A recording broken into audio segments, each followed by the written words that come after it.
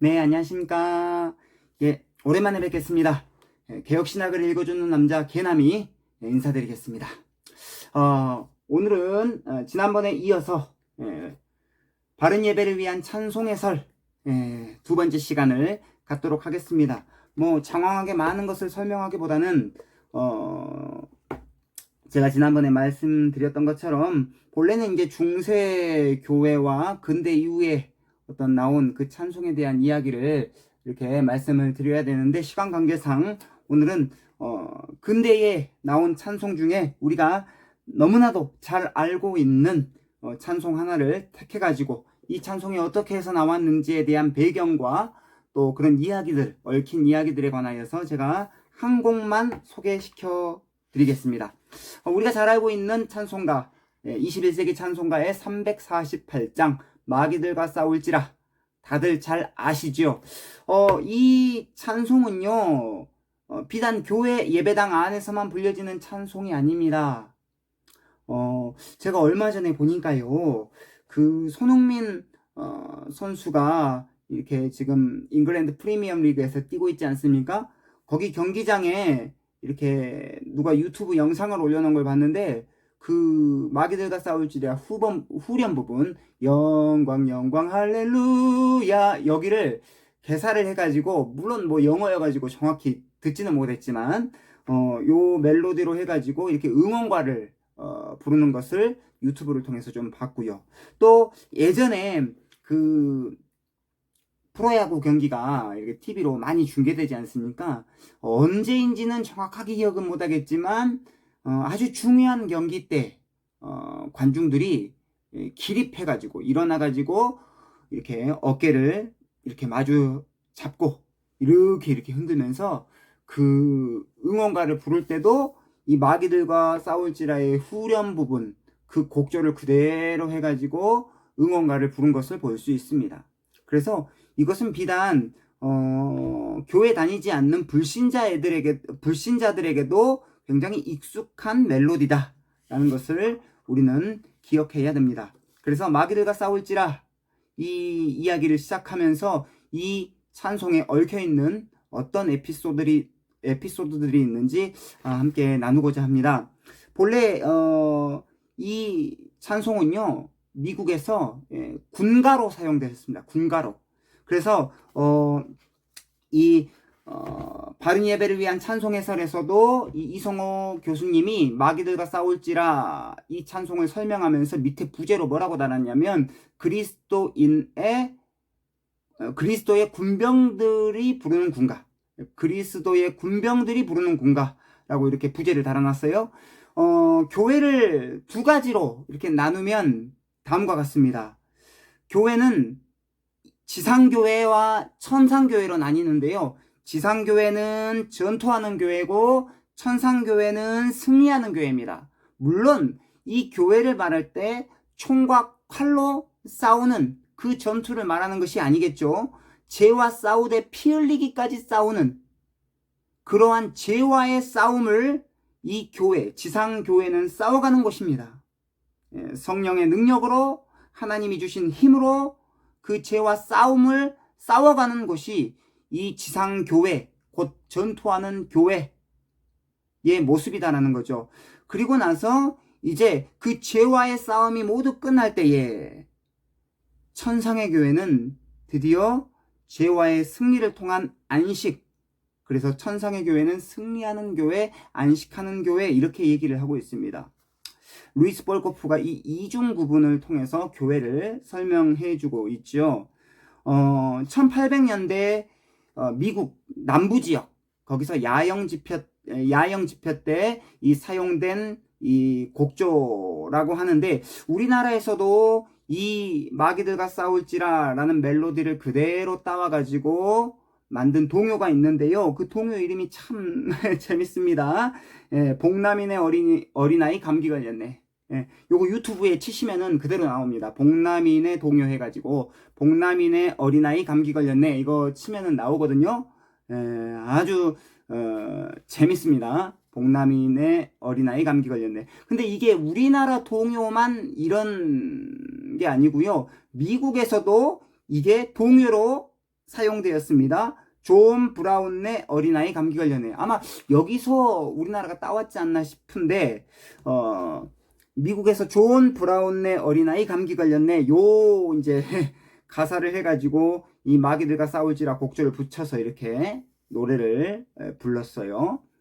그런데 여기서 그 존 브라운의 어린아이라고 했는데 이 브라운이라고 하는 사람은 미국의 실존 인물입니다. 미국 남북 전쟁을 부추긴 아주 실존 인물인데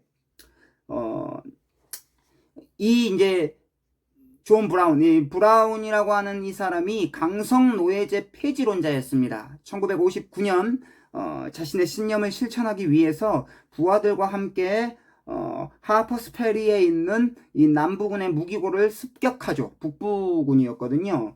근데 이제 남부군의 이 무기고를 습격했는데 그의 계획이 수포로 돌아갑니다. 부하들과 그래서 교수형에 처하면서 장엄하게 죽어나가죠. 이제 전쟁이 끝났습니다. 미국의 남북전쟁이 끝나고 노예제가 폐지된 후에 이 브라운을 이 사람들이 순교자로 인식해서 그의 죽음을 추모하여 만든 곡이 존 브라운의 시체라는 곡이에요. 시체라는 곡이고, 이게 만들어져 가지고 북부군에 이제 군가로 채택이 됐거든요. 그렇다고 한다면 이러한 이게 동요, 군가 뭐 이런 세속적인 이 멜로디의 노래가 어떻게 해서 이 찬송가에 실리게 되었는가? 요게 이제 재미있는 우리가 궁금증이죠.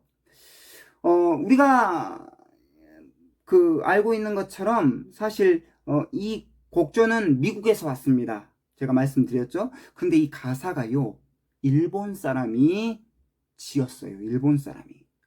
이 곡 가사는 일본 성결교회 미다니 다네키지, 이름이 좀 어렵죠. 미다니 다네키지 목사입니다. 1868년생이고요. 우리나라가 해방했던 1945년에 돌아가셨습니다. 이 미다니 다네키지 일본 성결교회 초창기 찬송가를 편집한 사람이고요. 1901년 복음성가라는 찬송집을 출간했고, 이 곡이 이제 1919년도에 이렇게 개정되면서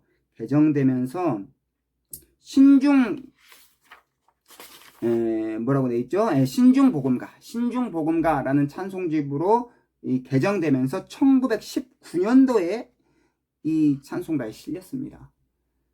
1919년 3.1 만세운동이 있었던 아주 뜻깊은 때였죠.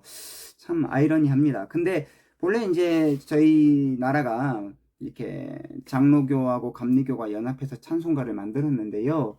그래서 일본에 대한 그 적대 감정 때문에 초창기에 이렇게 곡이 실리지 않고 있다가 어떻게 해서 실렸냐 저도 잘 모르겠습니다. 이 책에서도 잘 정확하게 얘기를 안 해주고 있기 때문에. 근데 중요한 것은 찬송가에 실렸다는 것이고, 또 이 곡이 1919년도에 이렇게 찬송가를 통해서 이제 들어왔다고 했잖아요. 아까 신중복음가. 근데 이제 요거를 누가 만들었냐? 우리나라에서 일본 성결교회 의 전신이 이 동양성교회인데, 이 동양성교회가 성결 운동을 벌이고 있을 때 거기에서 유학을 했던 한국 목사 이장하 목사님에 의해서 요 곡이 들어오게 되었습니다.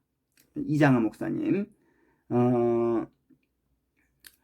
그러니까 요 곡이 이제 초창기에 이렇게 들어와 가지고 찬송가로 이렇게 딱 자리 잡게 되었는데, 우리가 이제 자주 불러보고 또 들어봐서 알겠지만은 곡조가 반복되기 때문에 굉장히 쉽습니다. 간단한 곡조가 계속 반복되기 때문에 부르기가 참 쉬워요.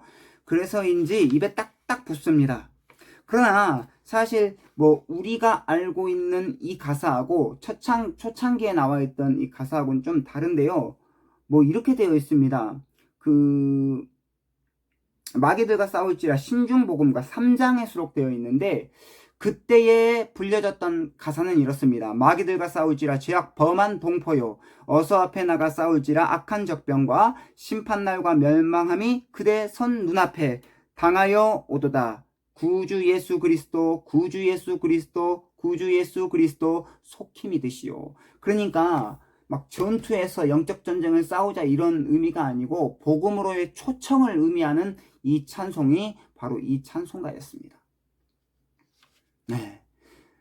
물론 우리가 찬송을 이게 21세기 찬송가에 들어있는 모든 곡이 예배를 위한 찬송가가 아니에요. 예배를 위한 찬송가도 있고 복음의 초청에 대한 찬송가도 있고 회개에 대한 찬송가도 있고 절기에 대한 찬송가도 있습니다. 여러 찬송이 있지만 그래서 우리가 찬송을 부를 때 선별해서 거기에 맞는 이렇게 상황에 맞는 이렇게 찬송을 부르기 위해서 우리는 이 찬송에 대한 그 선지식, 교회사적 이해를 토대로 한 선지식이 필요하다라는 것이죠.